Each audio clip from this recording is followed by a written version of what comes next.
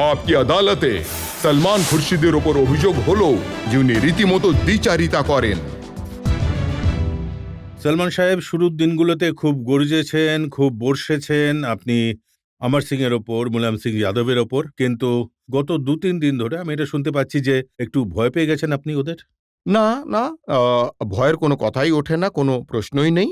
তবে হ্যাঁ, আমি এটুকু আপনাকে অবশ্যই বলবো যে একটা কথা হয় যে মুখোমুখি লড়াই, আর দ্বিতীয় কথা হলো যে পুরো ভারতীয় পরিপ্রেক্ষিতে, রাষ্ট্রীয় পরিপ্রেক্ষিতে এই সময় কোন কোন গতিতে কোন দিশায় যাব। আর আমি মনে করি যে এই সময় একটা খুব সংবেদনশীল একটা পরিস্থিতিতে আমরা দাঁড়িয়ে আছি। আমাদের সরকারকে অনেক বড় বড় কাজ করতে হবে।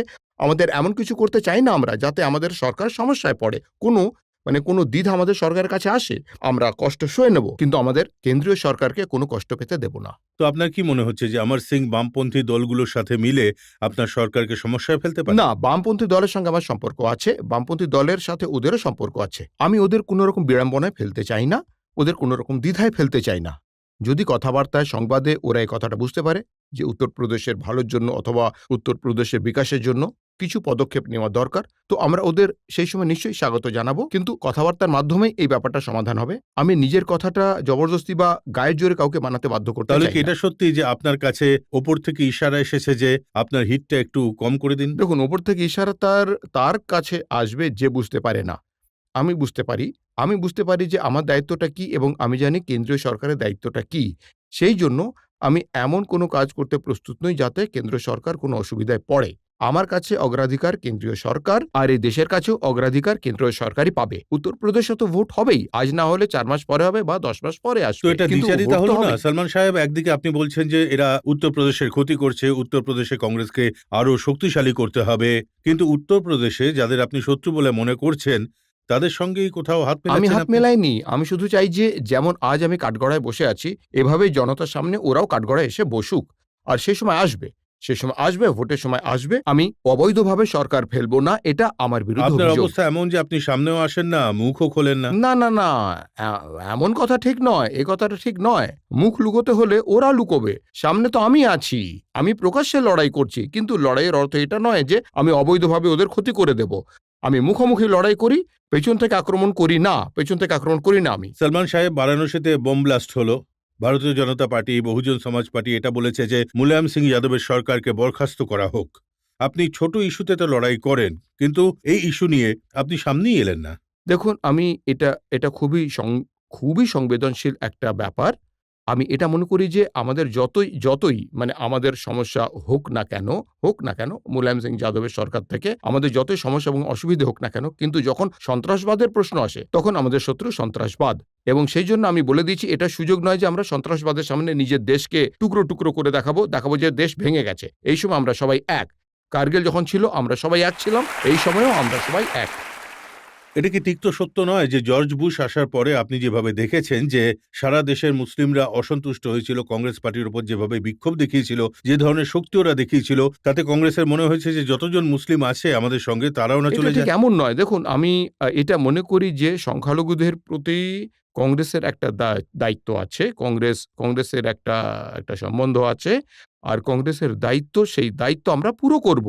এটা ওরা বুঝুক, না বুঝুক। প্রেসিডেন্ট বুশকে নিয়ে শুধু মুসলমানরাই আমাদের দেশে চিন্তিত নয়, বামপন্থীরাও চিন্তিত এবং অন্য অনেক মানে আমাদের সংখ্যাগুরু বন্ধুরাও চিন্তিত। এটা একটা বিড়ম্বনা হয়েছে এবং প্রধানমন্ত্রী এটা বারবার বলেছেন যে কেউ সোজা রাস্তায় এটাকে ভাববেন না। কিন্তু কাউকে যদি ভুল বোঝানো হয়, কাউকে কারো আবেগ নিয়ে বা কারো অনুভূতি নিয়ে যদি খেলা হয়, সেটা আমরা একেবারেই চাই না। আমরা বুঝিয়ে দেব, আমরা সবাইকে বোঝাবো এই দেশের জন্য এই সময় আমাদের আবশ্যকতা কি। গ্রোথ রেট 10% হতে পারে আগামী, আমাদের উজ্জ্বল হতে পারে। এবার সবার সামনে রেখে যদি কেউ বুকের রীতিমতো পাথর রেখে আমাদের সঙ্গে হাত মেলায়, তাহলে হাত ধরাটা ভুল হবে না। যেখানে আমাদের এবং ওদের মতভেদ আছে, ইরাক নিয়ে, ইরান নিয়ে এবং আরও নানা রকম কথা নিয়ে, সেই মতভেদ আমাদের মধ্যে থাকবে। আপনি বলছেন যে সরকার চালানোর জন্যে, ক্ষমতায় থাকার জন্যে যখন যখন বামপন্থী বলবে ওদের সামনে মাথা ঝোঁকাবেন মাথা না। ঝোঁকানো নয়, কিন্তু যদি আমরা এমন পরিস্থিতিতে আছি, এমন এক যুগে আছি যখন সমঝোতা রাজনীতি অনিবার্য হয়ে পড়েছে, তখন কিছু না কিছু তো লেনদেন রাখতেই হবে, আদান প্রদান করতেই হবে। আমরা নিজেদের মর্জিতে সবকিছু করতে গেলে আমাদের সঙ্গীদের সেটা পছন্দ না হলে সেটা কিভাবে সম্ভব? কিন্তু হ্যাঁ, এই নিবেদনটা ওদের কাছে অবশ্যই আছে যে একটু মিত্রতা, মানে একটু বিশ্বাস আমাদের প্রতি দেখাক, যে আমরা যাই করি না কেন দেশের ভালোর জন্যই করব। আমাদের লোকসান 2 পয়সার হয়ে গেলেও যদি দেশ আমাদের আগে থাকে এবং সবসময় দেশের পতাকা উঁচু থাকবে, এটাই আমাদের প্রচেষ্টা। আপনার এই ভয়টা লাগছে না যে যখন মুসলিমরা অসন্তুষ্ট, সংখ্যালঘুরা অসন্তুষ্ট হয়, ওরা সমাজবাদী পার্টি বা বামপন্থীদের দিকে চলে যাবে, কংগ্রেসের হাল ওই দেখুন, বলে না যে আপনি দেখতে থাকবেন আর নেপোয় মারে দই হয়ে যাবে? সংখ্যালঘুদের এত অপরিণত ভাববেন না। ওরাও জানে যে 3 দিন পর্যন্ত কাদের অ্যাম্বাসেডর লখনৌয়ে ছিল এবং ও কি করছিল। সংখ্যালঘুদের অপরিণত ভাববেন না। সংখ্যালঘুদের সামনে আজ রোজগারের সমস্যা আছে, ওদের এগিয়ে যাওয়ার জন্য শিক্ষার সমস্যা আছে। তাই নিয়ে মুলায়ম সিং কিছু বলতে প্রস্তুত নন। পিছিয়ে থাকা সংখ্যালঘুদের যদি আমরা চাই যে ওদের জনসংখ্যার অনুপাতে আলাদা করে সংরক্ষণ দেওয়া হোক, ওদের আনসারি হোক, বুনকার হোক, আব্বাসি হোক বা মনসুরি হোক বা মালিকি হোক, তো মুলায়ম সিং এই বিষয়ে কিছু বলতে রাজি নয়। আজ লড়াইটা এই নিয়ে, আজ লড়াই রোজগার নিয়ে একদিকে, আর আজ যে রোজগারের যে কার্যক্রম আমাদের সরকার নিয়েছে তাতে সবার উপকার হবে। কিন্তু সালমান সাহেব, ইয়াকুব সাহেবের মতো মানুষের বিরুদ্ধে আপনিও কিছু বলতে প্রস্তুত নন। ওই ইয়াকুবজি যিনি সরকারের মন্ত্রী আর যিনি বলেছেন যে কার্টুন যে বানিয়েছে তার মুন্ডু কেটে আনলে 51 কোটি টাকার পুরস্কার দেবেন, আর আপনিও চুপ করে রইলেন। দেখুন, আপনার মনে হচ্ছে যে আমি চুপ ছিলাম, আমি বলেছিলাম এবং আমার বলাতে আমার কুশপুতুলও পোড়ানো হয়েছে। কিন্তু যদি আমার পুতুল ওনার কথা শুনে জ্বলে, তো আমি যখন সংকট মোচনে যাই তখন ওখানে সংকট মোচন ধোয়াও হয় গঙ্গা জল দিয়ে, ঠিক আছে? আচ্ছা, এই সময় আমার আবেদন এইটাই যে, যে সমস্ত মানুষেরা একদিকে দাঁড়িয়ে আছে আর অন্য যারা প্রান্তে দাঁড়িয়ে আছে, তাদের মধ্যে আমার মতো মানুষদের বেঁচে থাকার জন্য একটু আশ্রয় যদি পাওয়া যায়, একটু আশ্রয় দিন, যাতে এই দেশকে এই সংকট থেকে আমরা বার করে আনতে পারি। সত্যি এটাই যে ভারতের একজন হিন্দু মুসলমানের হয়ে লড়াই করার জন্য প্রস্তুত। যদি হযরত সাহেবের সম্মানে কোনো অবমাননা হয়, তাহলে মুসলমানেরা কেন এটা মনে করেন যে হিন্দুরাও লড়াই করার জন্য রাজি হবে না? আরে লক্ষ লক্ষ হিন্দু বেরিয়ে আসবে রাস্তায়, একবার ডেকে তো দেখুন আপনি।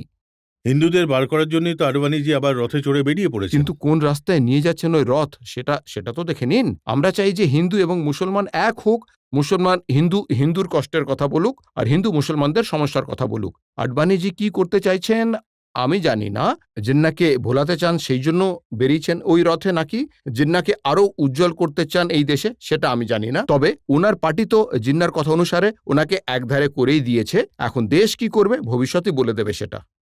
আসুন জনতা থেকে জেনে নিই কে কি প্রশ্ন করতে চান। হ্যাঁ, হ্যাঁ, আপনি। সলমান খুরশিদ বাবু, কংগ্রেসের বিরুদ্ধে অভিযোগ যে এরা সংখ্যালঘুদের তুষ্টিকরণের নীতি গ্রহণ করে চলেছে শুরু থেকেই। সে মুসলিম বিশ্ববিদ্যালয়ের বিষয় হোক বা অন্ধ্রপ্রদেশের বিষয় হোক অথবা যে কোনো জায়গার সমস্যা হোক, কিন্তু যখন বিজেপি ধর্মের রাজনীতির জন্য নিজেদের রথযাত্রা বের করেছে, তখন কংগ্রেসের এত সমস্যা হচ্ছে কেন? সমস্যা কংগ্রেসের নয়। আমাদের অভিজ্ঞতা যে যখন যাত্রা প্রথমে হয় তখন কি ঘটেছিল, কত দাঙ্গা ও হাঙ্গামা এবং কত সন্ত্রাস পুরো ভারতবর্ষে ছড়িয়েছিল। এই অভিজ্ঞতাই আমাদের বলে দিচ্ছে যে এই যাত্রা সঠিক লক্ষ্যে যাবে না। আর যদি বলেন তুষ্টিকরণের কথা, দেখুন আমরা এটা যেন না ভুলি যে এক ছোট ভাইয়ের হাত ধরাকে তুষ্টিকরণ বলা যায় না। এটা বোঝার চেষ্টা করুন যে কেউ যদি দুর্বল হয়, কেউ আমাদের পাশে না দাঁড়াতে পারে, তাদের যদি আমরা হাত না ধরতে চাই, সে পিছিয়ে থাকা শ্রেণী হোক, সে দলিতই হোক অথবা সংখ্যালঘুই হোক, আমাদের সংবিধান যদি এটা সুযোগ দিয়ে থাকে, আমরা সংবিধানকে ভুলে বলছি যে তুষ্টিকরণ করা হচ্ছে, আমরা এই কথাটা বলে ফেলছি। আচ্ছা, আলিগড় মুসলিম ইউনিভার্সিটিকে বানিয়েছিলেন কে? স্যার সৈয়দ বানিয়েছিলেন। সুপ্রিম কোর্ট বলেছেন যে সংখ্যালঘুদের বানানো যত সংস্থা আছে তাতে ওদের মোটামুটি 50% সংরক্ষণ করা যাবে। সুপ্রিম কোর্ট বলেছে, আমরা বলিনি, সুপ্রিম কোর্ট বলে দিয়েছে। এখন যদি কেউ মনে করে যে আলিগড় বিশ্ববিদ্যালয় সংখ্যালঘু সম্প্রদায়ের বানানো নয়, তাহলে এটা কিন্তু একটা প্রাথমিক এখানে প্রশ্ন উঠে আসে। সেই প্রশ্ন সুপ্রিম কোর্ট সমাধান করবে না পার্লামেন্ট সমাধান করবে? তুষ্টিকরণ কোথা থেকে আসছে? কিন্তু সলমান সাহেব, যা কিছু করবেন মুসলমানদের জন্য আপনারা করলে সেটা ঠিক আছে, কিন্তু যদি উত্তরপ্রদেশের সরকার একটা আলাদা ইউনিভার্সিটি বানাতে চায়, সেখানেই আপনার অবজেকশন। দেখুন, ইউনিভার্সিটি ওরা বানাতে চেয়েছিল, আমার কোনো অবজেকশন ছিল না, আজও নেই। ওরা সেই ইউনিভার্সিটি বানানোর আগেই সারা জীবনের জন্য একজনকে আজীবন চ্যান্সেলর বানিয়ে দিয়েছিল, তাও আবার আজম খানকে। আর আমার ওই সেই আজম ব্যাপারে খান যাকে কিন্তু আপনি আসলে বলেন চাপরাশি হওয়ারও যোগ্য নয়। না না না না না ও চাপরাসি পিয়ন। দেখুন, চাপরাসি পিয়নের পদ কিন্তু খুব সম্মানিত পদ। আমি শুধু এইটাই বলতে চাইছি যে ওই ইউনিভার্সিটিতে আজীবন কারো পদে থাকা উচিত নয়। আজীবন মহাত্মা গান্ধী কোনো বিশ্ববিদ্যালয়ের চ্যান্সেলর থাকেননি। আজীবন মানে কেউ আর কি কোনো বিশ্ববিদ্যালয়তেই চ্যান্সেলর থাকতে পারে না, থাকে না। তাহলে কেন আজম খানকে বানানো হবে? যদি ওরা বিশ্ববিদ্যালয় বানাতে চাইতো তাহলে আজম খানের নাম সরিয়ে নিত, ঠিক আছে? 5 বছরের জন্য কে বানাতো, কোনো আপত্তি থাকতো না এবং বিশ্ববিদ্যালয় হয়ে যেত, আমারও কোনো বাসুদেব এই অসুবিধা জন্য নেই। আপত্তি করেছিলেন যে আজম খান আপনাকে সুদখোর বলে দিয়েছিল। না, আজম খান আমাকে সুদখোর বলেছে, আমাকে এডুকেশন মাফিয়া বলেছে। এখন আজম খানের যা বোধভাষ্য সেই সব বিষয়ে আমায় মানে কেন কথা বলাচ্ছেন? আমাকে দিয়ে বলিয়ে আপনি আমারই মুখ নষ্ট করাবেন। কেন বলাচ্ছেন আমাকে? সালমান সাহেব, আপনাকে আমার এই প্রশ্ন যে আপনি বলছিলেন ক্ষমতায় যে সমস্ত মানুষ আছেন উত্তরপ্রদেশে তারা চোর বদমাইশদের থেকে সাহায্য নিয়ে থাকে। তাহলে আপনি চোর এবং বদমাশদের সমর্থন কেন করছেন? তাহলে আপনিও তো চোর হলেন, তাই না? না, দেখুন। আপনার যে দায়িত্ব, আপনার সেই দায়িত্ব থেকে কি বাঁচতে পারবেন? আমার দায়িত্ব থেকে আমি বাঁচার চেষ্টা করছি না। আমি সমর্থন করছি। আমার কথায় আপনার কি সেটা মনে হলো? কিন্তু সালমান সাহেব সমর্থন উত্তরপ্রদেশে তো যখন কেউ কাউকে সমর্থন করে তখন তাকে চোর বলে না, তাকে বলা হয় ভালো মানুষ খুব। কিন্তু উত্তরপ্রদেশে যে সরকার আছে তাতে আপনার পার্টির সমর্থন রয়েছে, আর কেন্দ্রে যে সরকার আছে তাতে মুলায়ম সিং যাদবের পার্টির সমর্থন রয়েছে। দেখুন, আসলে সরকার তৈরি হওয়ার সময় আমরা সমর্থন দিয়েছিলাম। আর এই কারণে দিয়েছিলাম যে সাম্প্রদায়িকতা বিরোধী একটা বিকল্প সরকার হওয়া দরকার, আমাদের তাতে সমর্থন আছে। সরকার চালানোর জন্য সমর্থন নিয়ে না কথা হয়েছে, না আমরা দিয়েছি। নাই ওদের আমাদের সংখ্যার প্রয়োজন আছে। এখন যে 2 দিন ভোট হয়েছে, কার ভোটে আমরা ওখানে আছি? আমরা নেই, আমরা ওদের বিরোধিতা করেছি। আপনি নিজেই বললেন ওরা ইউনিভার্সিটি বানাতে গিয়েছিল, আমরা তার বিরোধিতা করেছি। তাহলে কোন সমর্থনের কথা? আপনি কোনো টেকনিক্যাল বিষয় বের করে এটা বলে দিন, সেই সময় সমর্থন করেছেন মানে সেই সমর্থন চলতেই থাকবে যতদিন ওদের গলার না টিপে ধরে। আরে ওটা কোনো সালমান রকম সাহেব, সমর্থন আপনি নয়। কখনো গভর্নরকে এই বিষয়ে চিঠি দিয়েছেন যে আমরা এই সরকারকে সমর্থন করি না? গভর্নর কখনো প্রশ্নই করেননি, কখনো জানতেই চাননি। প্রশ্ন করলে তবেই জবাব দেব। এখন ইনি প্রশ্ন করলেন, আমি জবাব দিলাম। গভর্নর এরকম প্রশ্ন করলে আমি জবাব দিয়ে দেবো, কিন্তু বিনা প্রশ্নে কিভাবে দেব? এটাকেই বলা হয় দ্বিচারিতা, দুরকম মানদণ্ড। না, এটাকে বলা হয় খুব মানিয়ে চলা রাজনীতি। এই জন্যই বলা হয় হাতির দাঁত খাওয়ার আর দেখানোর জন্য আলাদা আলাদা। আবার আপনি বারবার হাতিতে পৌঁছে যাচ্ছেন। আমাদের হাতির সাথেও ঝগড়া। আপনি তো হাতির কথা একেবারে